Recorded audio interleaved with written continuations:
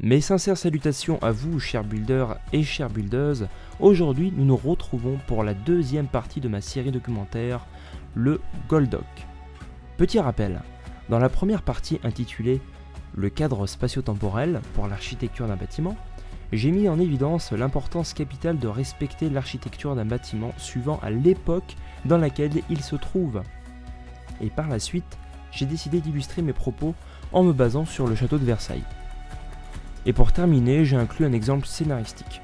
D'ailleurs, l'exemple scénaristique est issu d'un extrait, donc un machinima, un film dans Minecraft qui se nomme Conquistador, dont j'ai fait le scénario. Et cette série est sur la chaîne Planet Mine Productions que je tiens avec un ami, Juju. Voilà, donc tous les liens seront dans la description si vous voulez la voir. Elle n'est pas encore terminée, elle est en cours de création et en cours de tournage encore. Mais pour le moment elle est en pause parce que ça prend beaucoup de temps. Voilà pour la petite anecdote. Bref, je fais retour à ce que je disais. Donc pour terminer la première partie du Goldoc, j'avais inclus cet exemple concernant les niveaux de décor, des rôles joués par les acteurs visant sur le vocabulaire employé et le jeu de dialogue ainsi que de la tenue vestimentaire exigée suivant une époque définie. Allez, passons maintenant à la deuxième partie du Goldoc, la conception et fonction d'un bâtiment. Comme vous le savez tous, un bâtiment créé ou en cours de création ne se construit pas pour rien. Il y a forcément une raison. Malheureusement, beaucoup de builders ne savent pas explicitement ce qu'ils sont en train de build, ce qui signifie que le bâtiment en question sera seulement à titre d'exposition. Dans le domaine du RP, cela n'existe pas. Lorsqu'un architecte travaille sur une série roleplay, comme Conquistador, il doit impérativement savoir quel sera le type de bâtiment et quelle fonction il occupera. À savoir par exemple, une mairie, une maison, un garage, une banque, un bar, ou encore un restaurant, etc., etc. On peut aussi définir le type d'un bâtiment par sa taille ainsi que son architecture, si l'on veut faire écho à ma première partie. Exemple, une mairie demandera beaucoup plus d'espace en termes de taille, contrairement à une maison. En revanche, si la mairie est plus petite qu'une maison, vous vous doutez bien que dans une série RP, cela n'aurait aucune logique. Idem pour l'inverse, une maison ne peut pas être aussi grande qu'une mairie, du moins dans la plupart des cas et en général.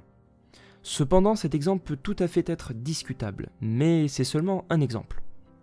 Nous allons approfondir ces exemples, ma foi assez simplistes, pour vous faire comprendre jusqu'où la création ainsi que la conception d'un bâtiment peut aller. Pour ce faire, on va étudier le familistère de Guise. Le familistère de Guise ainsi que son jardin sont reconnus dans le classement des monuments historiques. Il est également appelé le palais social. Mais pourquoi ?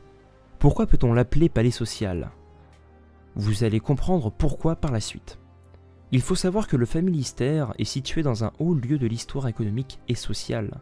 Il est également inspiré du phalanstère, qui lui se situe en Condré-sur-Vergre.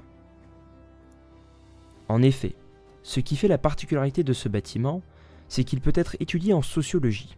Oui, vous avez bien entendu. Pour ceux qui ne savent pas ce qu'est la sociologie, Internet vous aidera. Mais comment est-ce possible qu'un bâtiment peut être étudié en sociologie ? Ça n'a rien à voir. Eh bien justement, si. Ouvrez vos esprits, c'est parti pour l'explication. Explication. Attardons-nous brièvement sur l'étymologie du mot familistère. C'est un établissement où plusieurs familles ou individus vivent ensemble dans une sorte de communauté. Vous comprenez maintenant pourquoi le bâtiment a été créé, dans le but de loger des familles et autres individus. Faisons un tour bref de l'époque. En effet, nous sommes dans une période de grande transformation et d'avancées industrielles, mais aussi de grands bouleversements socio-économiques. La classe ouvrière est exploitée à plein régime dans les industries. Elle représente une classe défavorisée où les conditions de vie et de travail sont déplorables, contrairement à la bourgeoisie qui vit dans l'opulence. Le familistère est le nom donné par Gaudin au bâtiment d'habitation qui fait construire pour ses ouvriers et leurs familles à partir de 1858 et jusqu'en 1883. Godin voulait avoir une équivalence des richesses dans la société et probablement éviter des conflits entre classes ouvrières et bourgeoisie. Le bâtiment a été conçu de telle sorte à ce que les habitants vivent en communauté et pouvoir ainsi favoriser le contrôle social. Je vous épargne les détails pour la construction.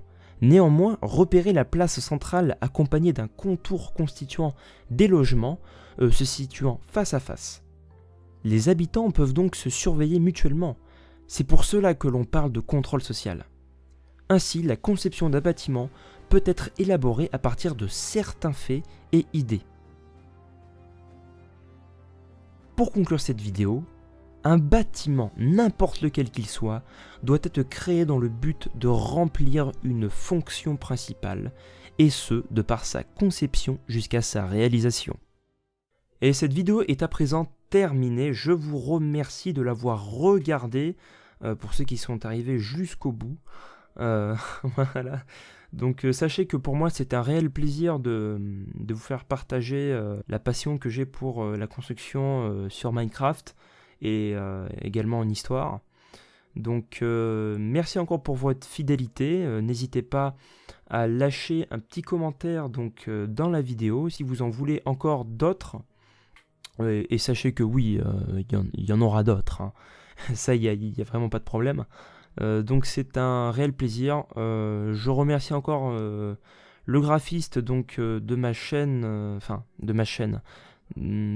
Planet Mine Production, donc une chaîne que je tiens avec Juju, qui est donc un ami. Donc je l'en remercie. Donc c'est Ethers, hein, pour ceux qui connaissaient pas, c'est Ethers qui fait les graphismes donc de cette série et de la chaîne principale que je tiens avec mon ami. Voilà, je vous retiens pas plus, si ce n'est que vous pouvez me rejoindre donc sur mon Twitter. Sachez que mon Twitter est affiché donc sur la bannière de ma chaîne. Donc vous avez juste un logo qui dit pour me suivre sur Twitter, vous avez juste à cliquer dessus, vous êtes directement sur ma page, vous pouvez me suivre pour ceux qui ont des comptes Twitter et pour suivre mon activité. J'ai également mis le lien de la chaîne principale que je tiens avec mon ami aussi sur ma bannière, directement sur ma page d'accueil donc de ma chaîne YouTube. Allez, je vous laisse, merci encore et à bientôt pour la 3e partie du Goldock.